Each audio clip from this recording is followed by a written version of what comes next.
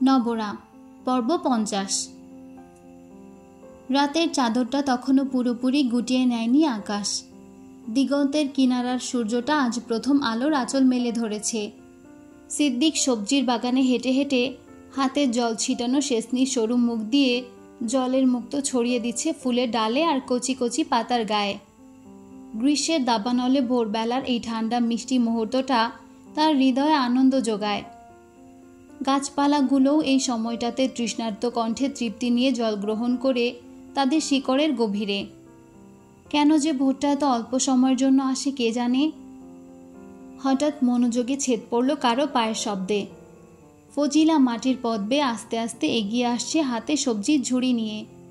তাকে দেখলেই সিদ্দিকের বুকের ভেতর শব্দ জেগে ওঠে ঘন্টার মতো। শোনা যায় না, ভোলাও যায় না।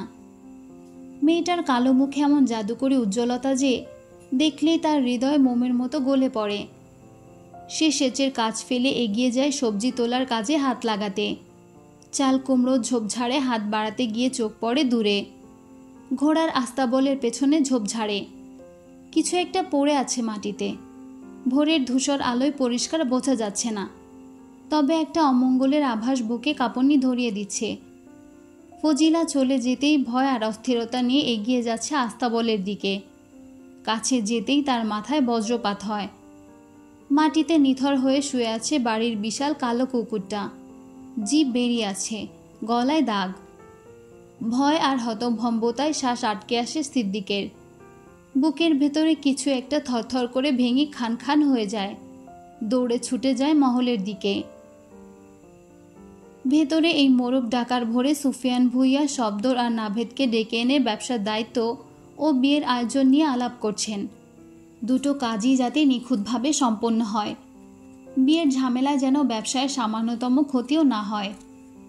নাভেদ ব্যবসার দায়িত্ব কাঁধে তুলে নিয়েছে, আর শব্দ নিয়েছে যাওদের জাঁকজমকপূর্ণ বিয়ের সব আয়োজন। দুজনেই বারবার আশ্বাস দিচ্ছে, কিন্তু সুফিয়ানের মন থেকে উদ্বেগ যাচ্ছে না। সব কিছু ঠিকঠাক হবে তো? এই চিন্তায় তার ঘুম হারাম। সিদ্দিক সেখানে হাঁপাতে হাঁপাতে এসে বলল, হুজুর, ঘোড়ার আস্তাবলের পেছনে কালো কুকুরটা পড়ে মরে আছে। সবার চোখে বিস্ময়ের বিদ্যুৎ চমকে ওঠে। তারা সবাই একসাথে ছুটে যায় জায়গাটায়। আস্তাবলের পেছনে পৌঁছে থমকে দাঁড়ায়। সিদ্দিক ফিসফিস করে বলে,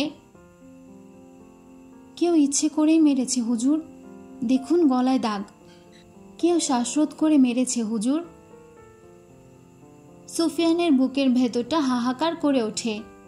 তিনি ভালোবেসে কুকুরটাকে রাজা বলে ডাকতেন। চারিদিকে নজর বোলান। একটু দূরে পড়ে থাকা খাবারের বাটিতে চোখ পড়তেই মনে তিতা সন্দেহ জন্মায়। রাজাকে কেউ ভালোবাসার ছলে খাইয়েছে। খাবারে নিশ্চয়ই কোনো মরণ ওষুধ মেশানো ছিল। তারপর রাজা যখন অবশ হয়ে পড়েছে, ঠিক তখনই হত্যাকারী তার প্রাণ কেড়ে নিয়েছে। নয়তো রাজার মতো দুর্দান্ত হিংস্র জন্তুকে জেগে থাকা অবস্থায় মারা অসম্ভব। ভয়ানক দৃশ্যটা কল্পনা করতেই সুফিয়ানের চোখ ভিজে ওঠে। কুকুরটি অনেক বছর ধরেই এই বাড়ির পাহারাদার। তাকে মেরে ফেলার মানে বাড়ির নিরাপত্তার দেয়ালে ফাটল ধরেছে। বড় ভাইকে ভেঙে পড়তে দেখে শব্দর বলে উঠল, ভাইজান, আমি খোঁজ নেব কে এই নোংরা কাজটা করেছে। সুফিয়ান শান্ত কণ্ঠে উত্তর দেয়, না, এখন নয়। বাড়ি ভর্তি অতিথি।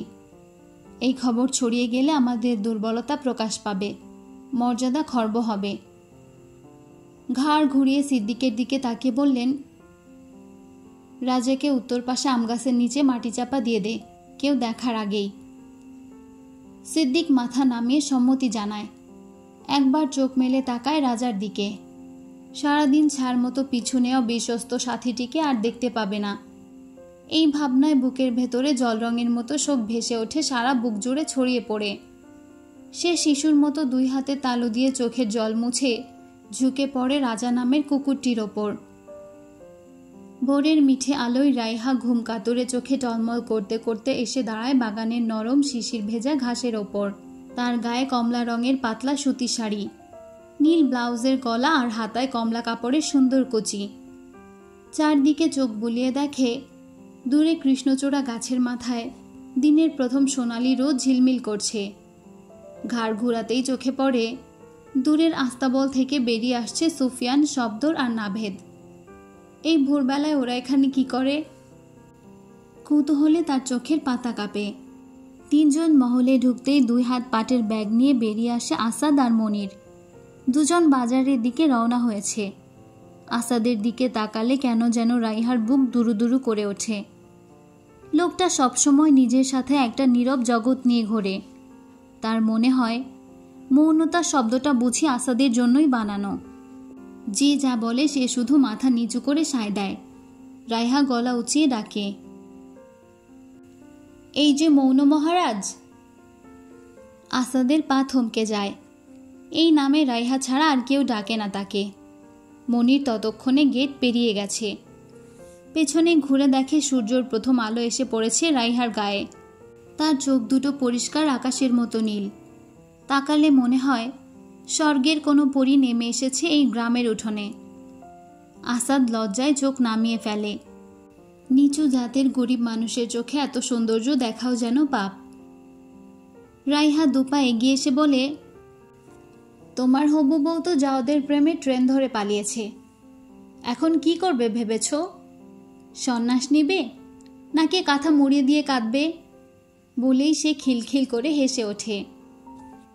সে দারুণ খুশি হয়েছে আসাদের বিয়ে ভেঙে যাওয়ায়। আসাদ কোনো কথা না বলে হাঁটতে শুরু করল। রাইহাও তাল মিলিয়ে হাঁটে আর বলে, বাজারে যাচ্ছ? আমাকেও নিয়ে চলো। আসাদ থামে না, হাঁটতেই থাকে। পরনে তার ঢোলা ফতুয়া ধুলোমাখা পায়জামা। রাইহা জেদ করে বলে, আমাকে না নিয়ে গেলে কিন্তু ফুপুজানকে সব বলে দেব। আসাদ এক মুহূর্তে থেমে যায়। চোখে অস্থিরতা দেখা যায়। কি এমন বলবে মেয়েটা? রাইহা মিটমিট করে হেসে বলে, নিয়ে চলো, নইলে সব ফাঁস করে দেব। গত 1 সপ্তাহ ধরে এভাবেই বলে যাচ্ছে। রোজ একই জেদ, সে হাটবাজার দেখতে চায়। এমন এক গোয়েমি। ওদিকে সুফিয়ান ও কোহিনূর দুজনেরই নিষেধাজ্ঞা। এই পরিবারের কোনো মেয়ে বউ কিংবা দাসী বাজারে যেতে পারবে না। বাজার পুরুষদের জন্য। আসাদের সাহস হয় না সেই নিষেধাজ্ঞা ভাঙার। ভূঁইয়া পরিবারে যে মেয়েটা এখন কন্যা হিসেবে পরিচিত, তাকে নিয়ে বাইরে বেরোনো তার মতো গাড়োয়ানের পক্ষে অসম্ভব। তবুও প্রতিদিন রাইহার অনুরোধ শুনে তার মনের ভেতর প্রবল ইচ্ছা জাগে, যদি পারত কাঁধে তুলে এই রূপকথার মতো সুন্দর রাজকুমারীকে নিয়ে শুধু হাটবাজার নয়, গোটা কান্তারপুরে ঘুরে বেড়াত। ভাবতে ভাবতে সে বাড়ির গণ্ডি পেরিয়ে দূরে চলে যায়। রাইহা সেদিকে একদৃষ্টিতে চেয়ে থাকে। তাকে কেউ আমলে নেয় না, এমনকি একজন সাধারণ গাড়োয়ানও না। চোখ দুটো অজান্তেই ভিজে ওঠে। ধীরে ধীরে সূর্য উঠে পড়ে মাথার ওপর। রাইহা সেখানেই ঠায় দাঁড়িয়ে থাকে। বাড়ি জুড়ে শুরু হয় জাওদ গুলনুরের বিয়ের ধুম। আগামী 2 দিন ঢাকঢোল বাজবে, গান চলবে। সবার নজর থাকবে বরকনের দিকে। ইদানিং তার ইচ্ছা হয় বাবা মায়ের কাছে ফিরে যেতে, সবার মনোযোগের কেন্দ্রবিন্দু হয়ে থাকতে। কোহিনূর শুয়ে আছেন সাজানো গোছানো ঘরের রাজকীয় পালঙ্কে। একজন দাসী পায়ের পাতায় তেল মালিশ করছে। আরেক দাসী কাঁসার থালায় সাজানো সুপারি জাতির ধারালো ফলাই কেটে পান পাতায় মুড়ে কোহিনূরের সামনে এগিয়ে দিচ্ছে নত মাথায়। তিনি হাত বাড়িয়ে পানটি হাতে নেন। চিবোতে চিবোতে জানলার বাইরে দৃষ্টি মেলে ধরেন। গোটা জমিদার বাড়ির উৎসবের জোয়ারে ভেসে যাচ্ছে। বিস্তীর্ণ আঙিনায় বাউল দল, মাদল আর একতারার সুরের জালে বেঁধে রেখেছে সবার মন। কাঠের মঞ্চে পুতুল নাচের তাল লেগেছে। শিশু কিশোররা আনন্দের হাততালিতে মুখরিত করে তুলেছে পুরো পরিবেশ। অতিথিশালার বারান্দা মেহমানদের আগমনে জমজমাট। সকাল হতেই রান্নাঘরে শুরু হলো হুলস্থুল কাণ্ড। ধোঁয়া, গরম হাঁড়ি পাতিলের শব্দ, দৌড়াদৌড়ি আর হাঁকডাক। পুরো জমিদার বাড়ির রগে রগে বয়ে যাচ্ছে বিয়ের আমেজ। এই সব কিছুর মাঝেও কোহিনূরের মন অন্য ভাবনায় মগ্ন। গুলনুরের বিদায়ের দিন আজ। আগামীকাল দুপুরেই আবার পালকিতে করে তাকে ফিরিয়ে আনা হবে। আজ যাবে ভূঁইয়াদের বাংলো বাড়িতে। বিয়ে পড়ানোর ঠিক আগ পর্যন্ত সেখানেই অবস্থান করবে।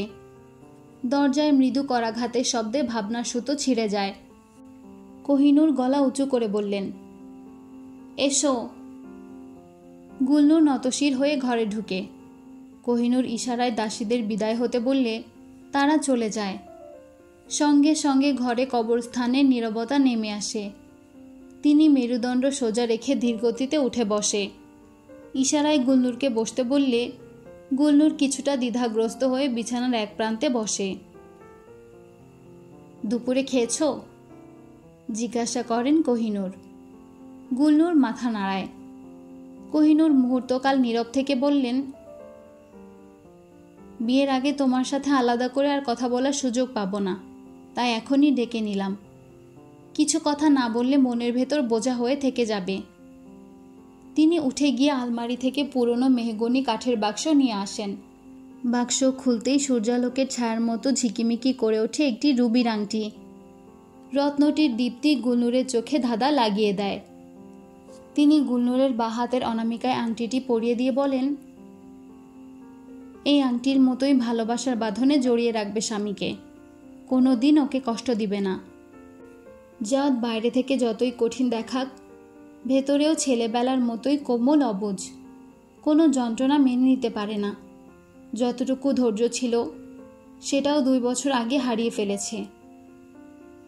কথা অসম্পূর্ণ রেখেই থেমে যান। গুলনূর চোখ তুলে তাকায়। কোহিনূর নিঃশ্বাস ফেলে বলতে থাকেন, তুমি তো দেখেছ তোমার জন্য কি না করেছে, কত উন্মাদনা করেছে। এসব কোনো পুরুষ হঠাৎ করে করে না, যদি না হৃদয় উজাড় করে ভালোবাসতে পারে। মানুষ বলে পুরুষেরা কাঁদতে পারে না, এই কথাটা আমি মানি না। আকাশ ভেঙে পড়লে, বুক ফেটে গেলে তারাও কাঁদে, জাওদও কাঁদে, অঝরে কাঁদে। পুরুষ মানুষ কাঁদে না, কাঁদলে দুর্বল লাগে।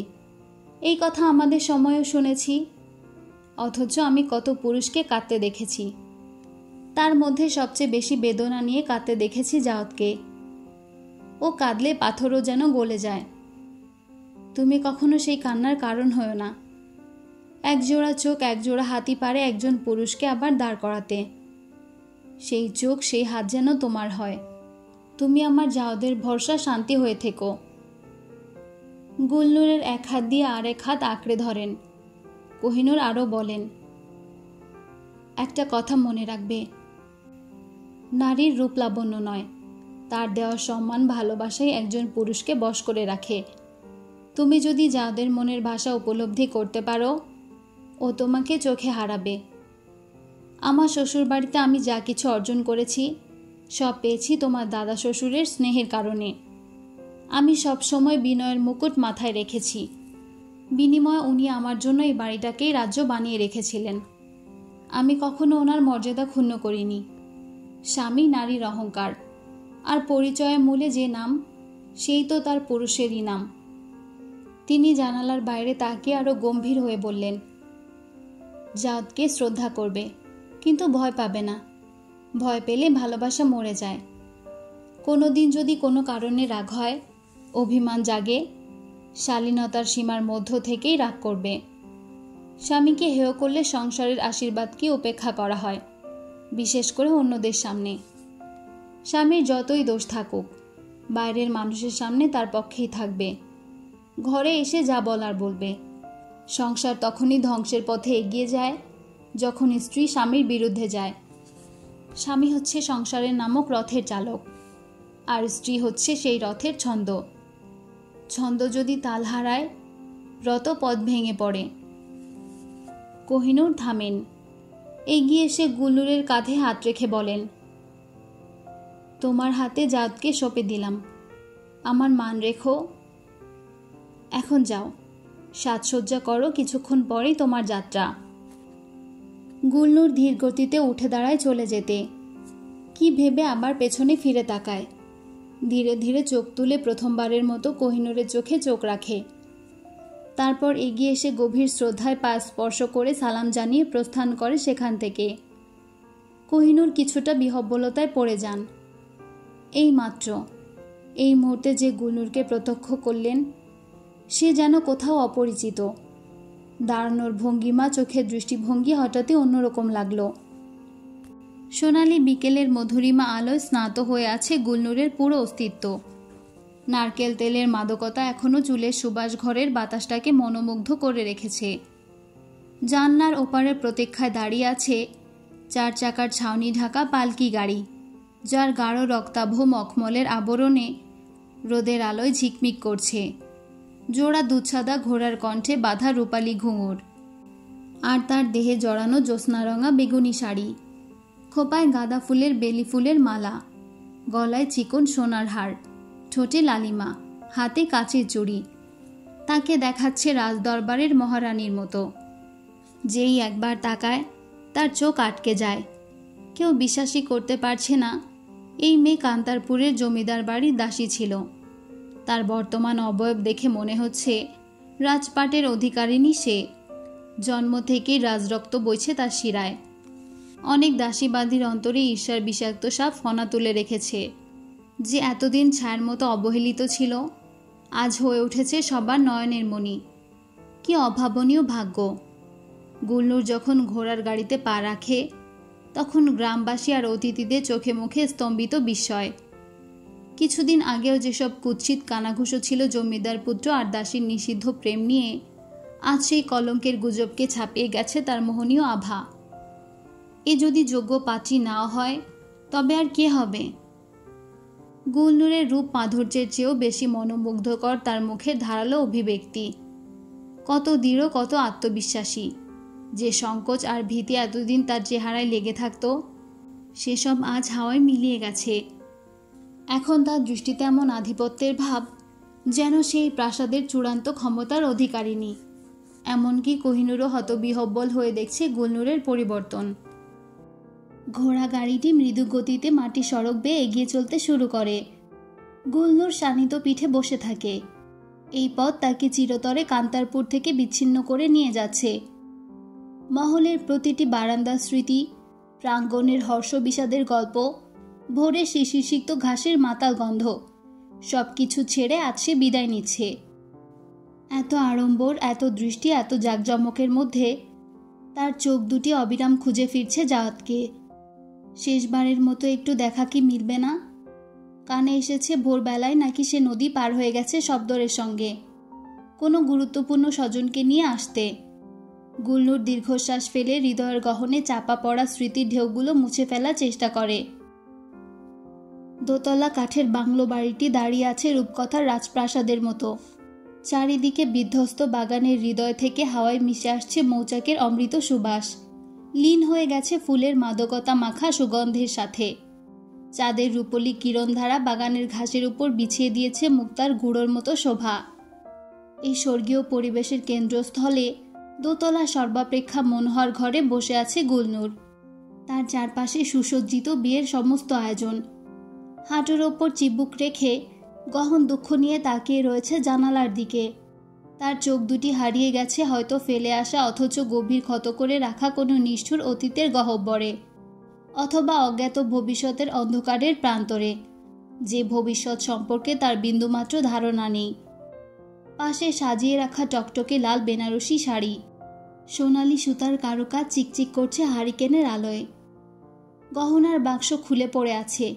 সোনার অলংকার, মুক্তোর মালা, চুনির কানের দুল, নীলকান্তের আংটি সবকিছুই ঝলমল করছে আলোর নাচনে। কাল সকালে এসব পরেই সজ্জিতা হবে সে নতুন বধূ হয়ে, জমিদার পুত্র জাওদের স্ত্রী হয়ে। ভাবতেই বুক থেকে বেরিয়ে আসে গভীর দীর্ঘশ্বাস। বুকের উপর যেন কোনো ভারী পাথর চেপে বসে আছে। জানালার পর্দা সরিয়ে বাইরে চোখ মেলে সে। চাঁদ এখনো আকাশের মাঝামাঝি। তার চারিদিকে ছোট ছোট তারারা টিমটিম করছে। আস্তে আস্তে বাতাস এসে পর্দার সাথে খেলা করছে, তারপর তার মুখ ছুঁয়ে চলে যাচ্ছে। সেই সাথে ধীরে ধীরে খালি হয়ে আসছে বুকের ভেতরটা। একটা শূন্যতা আস্তে আস্তে গিলে নিচ্ছে তার সমস্ত অস্তিত্বকে। চোখের সামনে ভেসে উঠেছে জাওদের মুখ। মানুষটিকে আর কখনো দেখা হবে না। এই নির্মম বাস্তবতা বিষপানের মতো বিদ্ধ করেছে হৃদয়কে।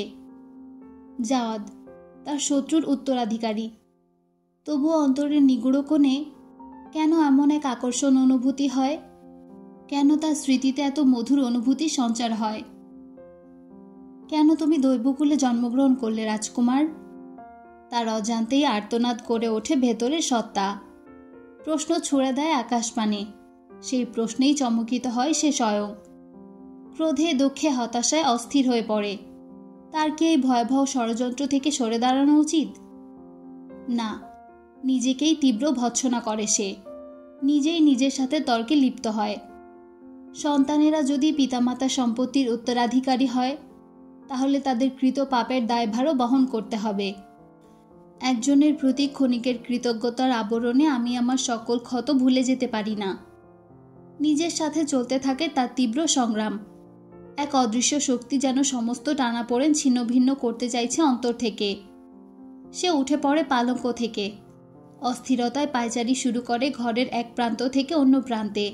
তার পদধ্বনি কাঠের মেঝেতে বাজতে থাকে গুম গুম শব্দে। কতক্ষণ এভাবে হাঁটাহাঁটি করেছে জানে না। শেষে ক্লান্ত হয়ে বিছানায় শুয়ে নরম বালিশে মাথা রাখতেই সারা দিনের ক্লান্তি এসে ভর করে চোখের পাতায়। বিষণ্ণতায় ভরা চিন্তাভাবনা নিয়েই ধীরে ধীরে তলিয়ে যায় ঘুমের রাজ্যে, যেখানে নেই কোনো উদ্বেগ, নেই কোনো দ্বন্দ্ব সংঘাত। হঠাৎ দরজায় তীব্র শব্দ, সাথে দাসীর কণ্ঠস্বর। বেগম সাহেবা, ছোট হুজুর এসেছেন। বেগম, শুনতে পাচ্ছেন? শব্দগুলো গুলনুরের স্বপ্নমগ্ন অন্তরে বিকট ঝড়ের মতো আছড়ে পড়ে। চোখের পাতা কম্পিত হয়ে ওঠে। স্পন্দন অনিয়মিত তালে নাচতে থাকে। এক লাফে বিছানা ছেড়ে উঠে বসে। দ্রুততায় ছুটে যায় বারান্দার দিকে। জানলার পাল্লা সরাতেই দৃষ্টিতে ধরা পড়ে বাগানের নিভৃত কোণে দাঁড়িয়ে আছে জাওয়াদ, মুখ অন্যদিকে ফেরানো। ক্ষণিকে গুলনুরের অঙ্গ প্রত্যঙ্গ জুড়ে বিদ্যুৎ প্রবাহ বয়ে যায়। জাওয়াদ এসেছে। হৃদকম্পনে পতাকার মতো পতপত করে উঠতে থাকে তার সমস্ত সত্তার সীমানা জুড়ে। আর এক নিমিষও দেরি না করে দ্রুত পায়ে এগিয়ে যায় দরজার দিকে। দিনের বেলায় যে শাড়িটি পরে গ্রামবাসীকে মুগ্ধ করেছে, সেই শাড়ির আঁচল মেঝেতে ঝাঁকুনি খাচ্ছে, আর পায়ের তালে তালে কাঠের সিঁড়ি কড়কড় করে বাজছে। শব্দে ঘুম ভেঙে যায় সমস্ত দাসীর। গুলনুরের ঘোর কেটে যায় আকস্মিক। দরজার কাছে পৌঁছাতেই তার অনুভূতি হয় সে প্রেমে মত্ত নারীর মতো আচরণ করছে। বিস্ময় তৎক্ষণাৎ নিজেকে সংযত করে। আঁচল টেনে আনে মাথার ওপর, ঘোমটা নামিয়ে রাখে কপাল পর্যন্ত। তারপর পা বাড়ায় বাগানের দিকে। পদশব্দ না হলেও জাওয়াদ অন্তর্দৃষ্টি দিয়ে অনুধাবন করেছে গুলনুর এসেছে। সে ঘাড় ঘুরিয়ে তাকায়। পরনে তার চিরপরিচিত ইউরোপীয় সাহেবদের মতো শার্ট প্যান্ট। গুলনুরকে দেখেই মুহূর্তের মধ্যে প্রস্তবোত্তর হয়ে যায়। কথা বলার সামর্থ্য হারিয়ে ফেলে। মেয়েটা চোখে কাজলের রেখা, ঠোঁটে এখনো লালিমা লেগে আছে। গলায় ঝলমলে চিকন হাড়, গায়ে জড়ানো মায়াবী কোমল রঙের হালকা বেগুনি শাড়ি। কি অলৌকিক সৌন্দর্য! তার হৃদয় ঢোলের মতো বাজতে শুরু করে। গুলনুর কুর্নিশ করে সম্মান প্রদর্শন করে। জাওয়াদ এগিয়ে এসে তার একটা আঙুল দিয়ে গুলনুরের চিবুক স্পর্শ করে তুলে ধরে উপরে। চোখ যুগল মিলিত হতেই কোমল কণ্ঠে বলে, অপূর্ব। গুলনুরের গাল দুটো গোলাপ দলের মতো রক্তিম হয়ে ওঠে। দৃষ্টিগোচর হয় জাওয়াদের এক হাতে একটি স্বচ্ছ কাচের পাত্র, যার ভেতরে জোনাকি পোকারা নৃত্য করছে। কৌতূহল জেগে ওঠে তার অন্তরে। প্রশ্নময় দৃষ্টিতে জাওয়াদের দিকে তাকায়। জাওয়াদ তার চোখের ভাষা বুঝে মৃদু হেসে বলে, নতুন রানীর নিরাপত্তার জন্যে আলোর ক্ষুদ্র সৈনিকদের সাথে নিয়ে এসেছিলাম, কিন্তু এসে দেখি রানীর রূপে মুগ্ধ হয়ে তার চেয়ে অধিক আলো প্রহরী এই সমগ্র বাড়িটাই পাহারা দিয়ে রেখেছে। কথা বলার সময় সে চারিদিকে ইঙ্গিত করে। গুলনুর বিস্ময় লক্ষ্য করে বাগান জুড়ে অগণিত জোনাকি পতঙ্গ ঝিকমিক করছে। কি হৃদয় হরণকারী দৃশ্য! জাওয়াদ অনেকক্ষণ আগেই বাড়ি ফিরেছিল। যাকে আনতে গিয়েছিল নদীর ওপারে, সেখানে শুনতে পায় ভদ্রলোকের স্ত্রী ভোরে মৃত্যুবরণ করেছেন। মৃত্যুর সংবাদ শুনে সে এবং শব্দর কিছুক্ষণ স্তব্ধ দাঁড়িয়ে থাকে। তারপর সেই শোক ভেজা পরিবেশে সারাদিন কাটিয়ে রাতে ফেরে। বাড়ি ফিরে যখন জানতে পারে গুলনুরকে পাঠানো হয়েছে বাংলো বাড়িতে, তখনই তার হৃদয়ে গুলনুরকে এক পলক দেখার আকুলতা দানা বাঁধতে শুরু করে। সে যেতে চায় তখনই, এক মুহূর্ত দেরি না করে। কিন্তু পরিবারের প্রবীণদের অনুরোধে সেই ইচ্ছেকে সাময়িক বিরতিতে রাখতে বাধ্য হয়। বাড়িতে তখন চলছে বিয়ের আগের রাতের প্রথাগত উৎসব। প্রাঙ্গণ মুখরিত গানের সুরে, অতিথি আপ্যায়নের রমরমা, সুস্বাদু খাদ্যের সুবাসে ভরে উঠেছে বাতাস। বিশেষ অতিথিদের জন্য ছিল মদের আসর, কুসুমভরা কোলাহলের পেছনে গোপন ঐশ্বর্য। এসব আয়োজনে বাড়ির প্রাপ্তবয়স্ক পুরুষদের উপস্থিতি অপরিহার্য বলে ধরে নেওয়া হয়। কাল তো দেখা হবেই, এই ভেবে নিজেকে প্রবোধ দেওয়ার ব্যর্থ চেষ্টা করেছে। কিন্তু রাত গভীর হলে একাকিত্বে সে অস্থির হয়ে ওঠে। মনে হতে থাকে কেউ হৃদয়ের গহীনে বাঁধা সুতো ধরে অবিরাম টেনে চলেছে। কষ্টার্জিত সংযম ভেঙে যেতে থাকে একে একে। শেষমেশ সবার নিষেধ ঝেড়ে ফেলে ছুটে আসে বাংলো বাড়ির দিকে গুলনুরের কাছে। সে কাচের পাত্রটি এগিয়ে দিয়ে বলে, ধরো, এদের মুক্ত করে দেই। গুলনুর পাত্রটি ধরে, আর জাওয়াদ আলতো করে ঢাকনাটা খুলে দেয়। সঙ্গে সঙ্গে অসংখ্য জোনাকিরা চারিদিকে ছড়িয়ে পড়ে। অন্ধকার বাগান জুড়ে আলো ছড়ায় ক্ষীণ, কিন্তু মায়াময়। ফুলের গন্ধ, পাতার স্পর্শ আর জোনাকিদের আলো মিলিয়ে স্বপ্নীল পরিবেশ সৃষ্টি করে, যেন তারা স্বপ্ন আর জাগরণের মাঝামাঝি কোথাও আছে এখন। জাওয়াদ স্বপ্নালো চোখে বলে, ওদের মতোই ওরও সারা জীবন, আলো জেলে। আমি সেই আলোতে জীবন দেখব। গুলনুর পথভোলা বালিকার মতো ফ্যাল ফ্যাল করে তাকিয়ে থাকে। সেই দৃষ্টির গভীরে যে নির্ভেজাল কোমলতা, তা জাওয়াদকে এক মুহূর্তের জন্য দৃষ্টি ফিরিয়ে নিতে দেয় না। আজ গুলনুরকে অন্যরকম লাগছে, ঠিক যেন আকাশ থেকে নেমে আসা পরী। তার কানের পাশে যদি একটা গোলাপ থাকতো, তবে সে সৌন্দর্যের পরিপূর্ণতা পেত। এই ভাবনা মাথায় আসতেই সে চোখ বুলিয়ে খুঁজে পায় কাছেই একটি গোলাপ গাছ।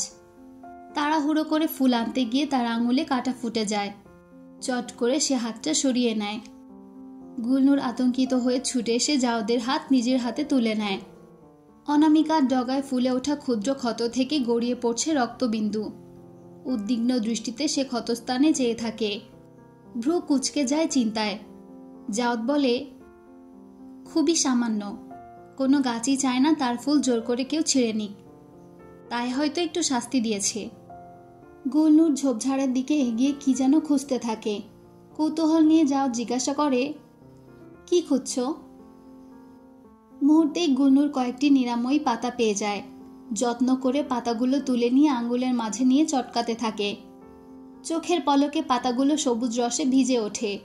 সবুজ রস লেগে থাকা পাতাটা জাওয়াদের ক্ষতের উপর আলতো করে চেপে ধরে। পুরুষ এহেন সামান্য আঘাতে ব্যথিত হয় না ভেবে মস্তিষ্ক ক্লান্ত করে না। কিন্তু গুলনুরের যত্ন, প্রেমঘন উদ্বেগে মনে হচ্ছে সে সত্যি ভীষণ আহত। বুকের গভীরে আনন্দের ঝর্ণা বেয়ে যাচ্ছে। যদি ক্ষতটা আর একটু বড় হতো। সে মুগ্ধতায় চেয়ে থাকে হবু স্ত্রীর দিকে। গুলনুর নরম পাতাটা ক্ষতের ওপর আলগোছে চেপে ধরে রাখে। এই স্বর্গীয় মুহূর্তটি যদি অনন্তকালের জন্য থেমে যেত। অনন্তকাল ধরে গুলনুর এভাবেই তার শরীর ছুঁয়ে থাকত, অনুভব করে সাধারণ অনুভূতির চেয়ে গভীর কিছু। অদেখা আগুনের হলকা তার শিরায় শিরায় প্রবাহিত হচ্ছে। গুলনুরকে কাছে টেনে নেওয়ার তীব্র আকুলতা, বুকে জড়িয়ে রাখার পাগলপাড়া বাসনা, নিঃশব্দে আরো কাছে গিয়ে তার নিঃশ্বাসের উষ্ণতায় নিজেকে ভাসিয়ে দেওয়ার তৃষ্ণা, এসব তো আগে কখনো জেগে ওঠেনি তার হৃদয়ে। অজান্তেই মনের গোপন কোণে প্রেমের দেবতা জেগে উঠেছে। শরীরের প্রতিটি লোমকূপ থেকে গুলনুরকে আরো কাছে পাওয়ার আকুতি উঠেছে। এমনকি গুলনুর যখন নিরাময় পাতা খুঁজছিল, সেই সুযোগে তার প্রেমাতুর দৃষ্টি গুলনুরের দেহের সুন্দর বাঁক, শাড়ির ভাঁজে লুকানো কোমরের মোহনীয় রেখা দেখে নিয়েছে। এতদিন তো এমন প্রেমময় চোখ ছিল না তার। আজ কেন এই জাদু? জাওয়াদ চমকে ওঠে নিজের পরিবর্তন টের পেয়ে। হাত সরিয়ে নিয়ে একটু দূরত্ব বজায় রেখে বলে, এইটুকুর জন্য এত যত্ন আত্মীর দরকার নেই। যাও, ঘুমিয়ে পড়ো। একা একা ভয় লাগলে কোনো দাসীকে ডেকে নিও। কাল থেকে আর তোমার কোনো ভয়ের কারণ থাকবে না। আমরা একসাথে থাকব সারা জীবন। বলেই হাসে জাওয়াদ। চোখ দুটিতে আলো জ্বলে ওঠে। আদুরে গলায় বলে, এখন যাও, ঘুমিয়ে পড়ো, সকালে অনেক ব্যস্ততা। গুলনুর স্বভাবের নরম বশ্যতায় কুর্নিশ করে বাড়ির দিকে পা বাড়ায়। সঙ্গে সঙ্গে বুকের ভেতর ফিরে আসে সেই চিনচিনে যন্ত্রণা আর হৃদয় খালি হওয়ার শূন্যতা। সে পেছনে ফিরে তাকায়। জাওয়াদ চলে যাচ্ছে চিরতরে। ভেজা কণ্ঠে ফিসফিস করে বলে, পৃথিবীর কারো সাধ্যই নেই তোমার আর আমার মঞ্জিল এক করার। জাওয়াদও ফিরিয়ে যেতে গিয়ে একবার ঘুরে দাঁড়ায়। কিছুটা এগিয়ে এসে মনে পড়ে যায় সেদিন রাতের রহস্যময় ঘটনার পর সবাই ভেবেছিল তার মা অসুস্থতার কারণে দুঃস্বপ্ন দেখে ভয় পেয়েছিলেন। কিন্তু সে জানত কেউ একজন সত্যি ছিল সাদা শাড়ি পরে। এই 2 দিন ধরে সবার উপর নজর রেখেছে সে। সন্দেহজনক কিছুই চোখে পড়েনি। এমনকি সেই সাদা শাড়িটা যেটা ওই ঘরে পড়েছিল, সেই কাপড়ে যে মাদক সুগন্ধ মাখানো ছিল, সেটাও আর কোথাও পায়নি।